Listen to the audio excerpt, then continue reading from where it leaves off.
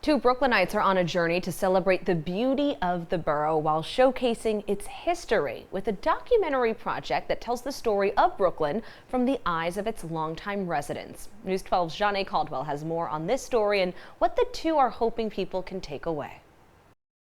You may recognize these familiar faces, from your everyday neighbor to politicians. With her documentary project, Brooklyn Visionaries, artist Anne Fink Bartoc is highlighting her beloved borough through the stories of those who live here. There are so many people who have come to this borough who really know very little about it. I thought it was best to actually reveal the people who revived the cultural and social institutions that have made this a place people really want to live. Using compelling photographs and interviews, her project explores life in Brooklyn, telling the stories of longtime residents. By knowing their stories and knowing their contributions, it could really give us that moment where people would have clarity, and with that clarity, maybe appreciate the borough even more. It's a project 6 years in the making that started when Bartoc says she wanted to showcase what life was like growing up in the borough. So she teamed up with photographer Emily Schiffer to bring that project to life. I really was interested, not just because I love taking portraits, but because